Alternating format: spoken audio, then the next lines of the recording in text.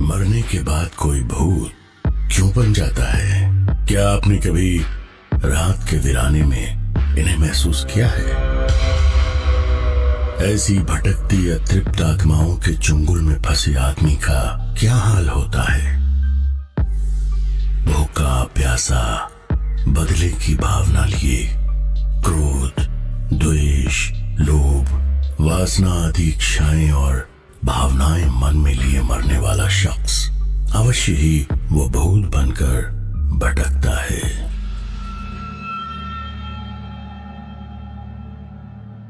इंसानी दुनिया के परे भी एक अदृश्य दुनिया है, लेकिन इंसान अपनी लालच, खुदगर्जी और खुद को मॉडर्न दिखाने की होड़ में उस दुनिया से टकराने की नासमझी कर ही लेता है।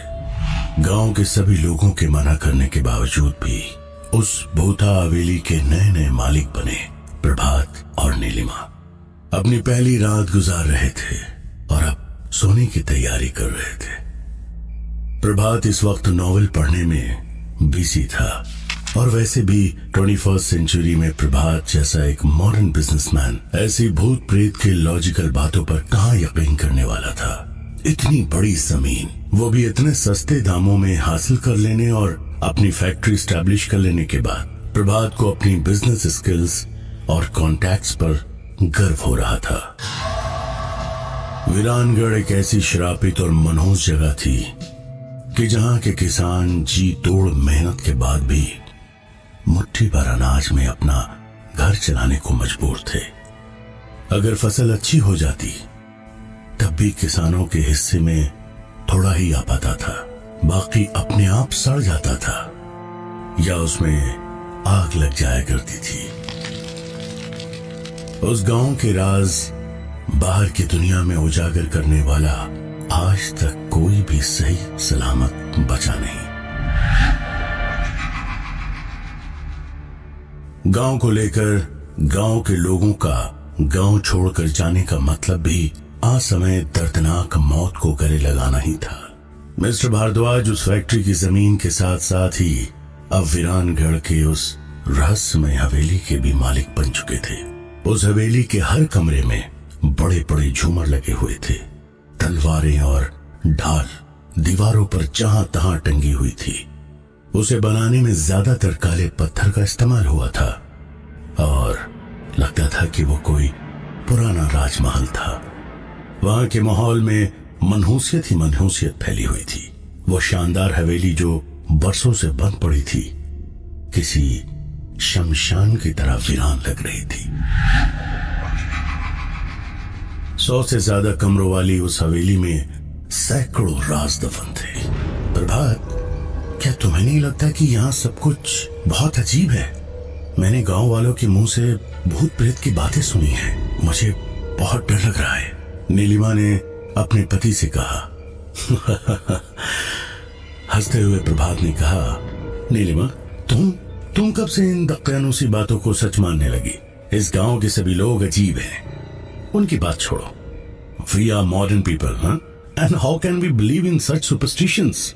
हम इन गांव वालों की तरह कम पढ़े लिखे और पिछड़े हुए नहीं हैं। देखो, हमारी फैक्ट्री भी बिना किसी प्रॉब्लम के स्टार्ट होने को है। हवेली की सफाई भी हो चुकी है। फिर भी तुम क्या बेकार की बातों के पीछे पड़ी हुई हो? क्या तुम मुझे ये नॉवेल पढ़ने दोगी और ये फालतू की बातें सोचना बंद करोगी? I think you need rest. Okay? तभी उस बुतहा हवेली के कई सारे दरवाजे एक साथ जोर जोर से बजने लगे। लाइट्स अचानक बंद चालू होने लगे। इससे पहले कि वो दोनों कुछ भी समझ पाते, अजीब अजीब सी आवाजें आने लगी। कुत्ते रोने लगे। प्रभात ने अपनी पत्नी नीलिमा को समझाते हुए कुछ कहा। डरने की कोई बात नहीं डाली। यहाँ इस तरह की आंधियां चलती रहती हैं और जानवरों की आवाजें आती रहती हैं। लेकिन प्रभात के ऐसा कहते ही उनके कमरे में लगी बड़ी सी पेंडुलम क्लॉक की आवाज उस हवेली में गूंजने लगी।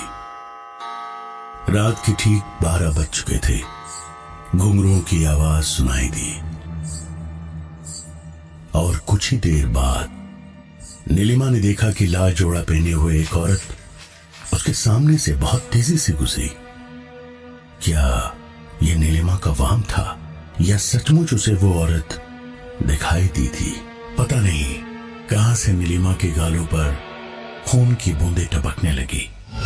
अब वो हद से ज्यादा डर चुकी थी। जो भी हो, नीलिमा ने प्रभात को उस औरत और खून की बूंदों के बारे में कुछ बताना चाहा, लेकिन डर के मारे उसके मुंह से आवाज ही नहीं निकल सकी। कमरे में अचानक लाल रंग का धुआं फैलने लगा और अजीब सी चंपा के इत्र की महक आने लगी। प्रभात, मुझे बहुत डर लग रहा है, हम दोनों को ही यहाँ नहीं आना चाहिए था। घबराई हुई नीलिमा ने अपने पति का हाथ पकड़ते हुए कहा। कमरे का टेम्परेचर अचानक से बहुत कम होने लगा। ये इत्र की खुशबू और ये धुआं सब कहां से आने लगा? अचानक इतनी ठंड क्यों लगने लगी है? यहाँ कुछ तो गड़बड़ है, मेरा दिल बैठा जा रहा है, नीलिमा ने आगे कहा। हवेली में लगी हुई तस्वीरों के आगे रखी कैंडल्स अचानक से जलने लगी और फिर अचानक प्रभात के हाथ में जो नॉवेल था उसमें भी आग लग गई। ओह गॉड, शिट! प्रभात हड़बड़ाया। अब डर का एहसास प्रभात को भी हो रहा था। कमरे में अचानक कुछ लोगों की जोर जोर से हंसने और रोने की आवाजें एक साथ आने लगी। इससे पहले कि वो दोनों एक्ट कर पाते, उनका वॉकिंग साइज बेड गोल गोल घूमता हुआ ऊपर सीलिंग से जा टकराया और टूट गया। जोर से धड़ाम की आवाज आई। नीलिमा और प्रभात दोनों ही करीब 20 फीट की ऊंचाई से जमीन पर गिर पड़े थे। वो दोनों पूरी तरह करा रहे थे। नीलिमा की कमर में चोट आई थी और जबान पर दांत टकराने की वजह से मुंह से खून निकलने लगा था। वहीं प्रभात का हाथ बुरी तरह मुड़ गया था। ऐसा लग रहा था जैसे उसके हाथ की कोई हड्डी टूट गई थी। उसकी पीठ पर भी चोट आई थी, वो भी पूरी तरह तड़प रहा था। इसी बीच उनके कमरे में रखे फर्नीचर और बाकी चीजें सब एक एक करके हवा में उड़ने लगी। उन दोनों के दर्द से रोने की आवाज के साथ साथ कमरे में कई लोगों की हंसने की आवाजें जोर जोर से गूंजने लगी। ये सब देखकर दोनों की रूह कांप गई और बिना देर किए वे दोनों लड़खड़ाते हुए कमरे के बाहर भागे और दरवाजा खोलते ही बड़ी से मकड़ी के जाल में दोनों उलझ गए। नीलिमा और प्रभात मदद के लिए जोर जोर से चिल्लाने लगे। कोई हमारी मदद करो, help help please, help help us. वो लोग इतनी रात में चिल्लाने के अलावा कर भी क्या सकते थे? वीरानगढ़ में मोबाइल नेटवर्क भी बहुत पुअर था, इसलिए वे लोग अपनी आवाज भी बाहर नहीं पहुंचा सकते थे। प्रभात, अगर हमें कुछ हो गया तो हमारे बच्चे सिद्धार्थ का क्या होगा? और हमने तो उसे कुछ बताया भी नहीं है। डर से कपकपाती रोती हुई नीलिमा ने अपने पति से कहा, ये सारी बातें बाद में करते हैं नीलिमा, पहले अपनी जान बचाओ और यहां से भागो, प्रभात ने कहा। वे लोग जैसे तैसे उस डरावनी हवेली के बाहर निकले। वहां पर उन्होंने देखा कि सामने गार्डन में सफेद और उजले कपड़े पहने हुए एक लंबे बालों वाली औरत एक छोटे से बच्चे को गोद में लिए घूम रही थी। वो बच्चा बुरी तरह से रो रहा था। अरे अरे कोई हमें बचाओ, यहाँ सचमुच भूत है। Somebody please help us। प्रभात भी जोर जोर से चिल्लाने लगा। इससे पहले कि वो दोनों हवेली छोड़कर बाहर निकल पाते, हवेली का चैनल गेट दोबारा से लॉक हो चुका था। ये सब देखकर नीलिमा और प्रभात का कलेजा मुंह को आ गया था। उनका गला सूख चुका था, वे पसीने से तरपतर हो चुके थे। तभी अचानक से ऐसा लगा जैसे किसी अदृश्य शक्ति ने उन्हें जोर से अंदर की तरफ घसीटा हो।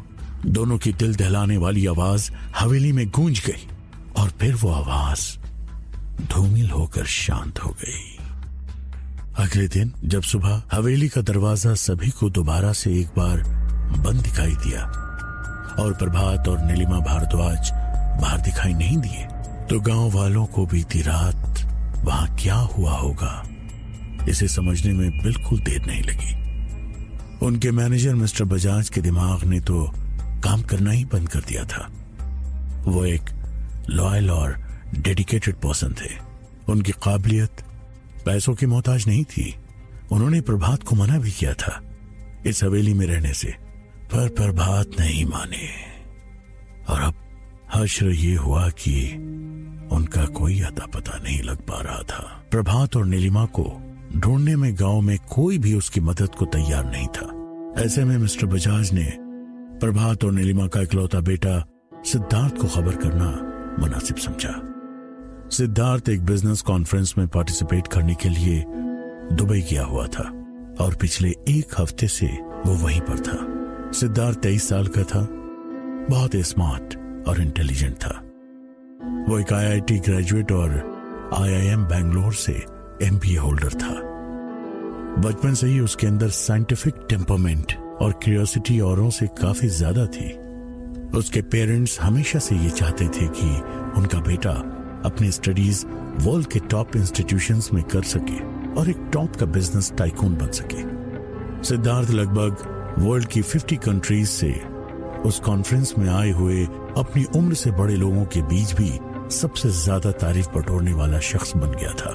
उसके रूरल डेवलपमेंट को लेकर प्रेजेंट किए गए इनोवेटिव बिजनेस आइडियाज को बहुत ज्यादा अप्रिशिएट किया जा रहा था। सिद्धार्थ की मीटिंग ओवर ही हुई थी कि तभी उसके पास मिस्टर बजाज का फोन आया। सिद्धार्थ ने झट से फोन उठाया। हेलो अंकल, कैसे हो? मॉम डैड कैसे हैं? वो बेटा, मिस्टर बजाज हिचकिचाहट से कुछ साफ बोल नहीं पा रहे थे। सिद्धार्थ ने तुरंत समझ लिया कि कुछ गड़बड़ है। अंकल, सब ठीक तो है ना?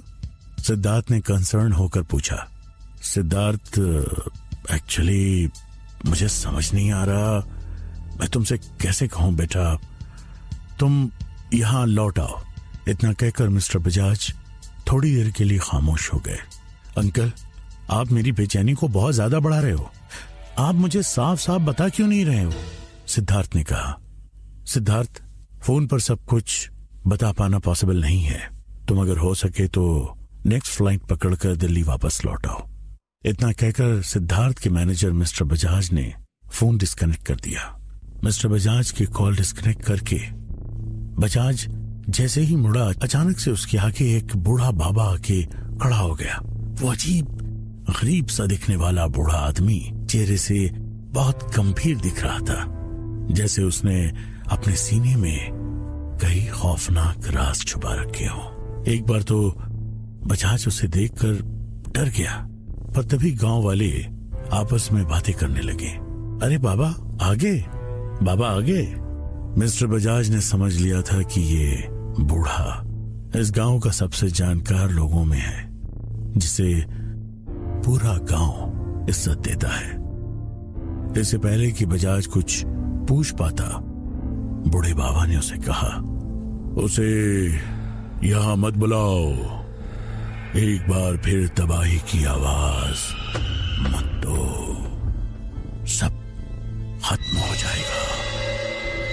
उसे रोक दो। बजाज ने हैरान होकर पूछा, किसे? बाबा ने कहा, अपने मालिक के इकलौते बेटे को। ये सुनकर बजाज के रोंगटे खड़े हो गए। लेकिन ऐसा आप क्यों कह रहे हो बाबा? मैनेजर ने पूछा। इसका जवाब तुम्हें यहां कोई नहीं दे सकता। बस इतना समझ लो कि इस गांव में जो एक बार आया तो वो कभी वापस नहीं जा पाया। हवेली का दरवाजा खुलवाकर तुम्हारे मालिक ने उन ताकतों को फिर से जगा दिया है। तुम मेरे पीछे आओ, मैं तुम्हें कुछ दिखाना चाहता हूं। उस बूढ़े बाबा ने कहा, उस पेड़ से टंगी हुई उन तीनों लाशों को देखो। ये वही लोग हैं जिन्होंने तुम्हारे मालिक को इस जगह के बारे में बताने की कोशिश की थी। उस ताकत ने आज इनकी भी जान ले ली। एक बड़े से बरगद के पेड़ की तरफ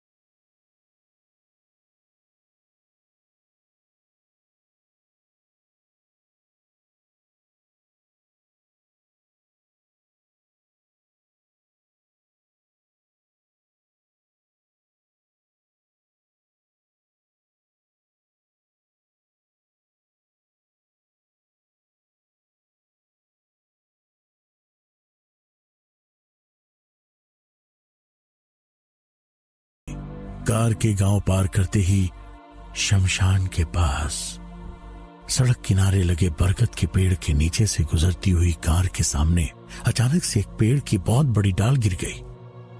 ब्रेक लगने से पहले ही कार उससे टकरा गई। धड़ाम जोरों की आवाज हुई।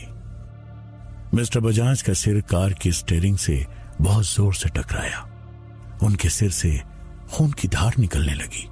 कार के बाहर निकल पाना उनके लिए लगभग नामुमकिन हो गया था।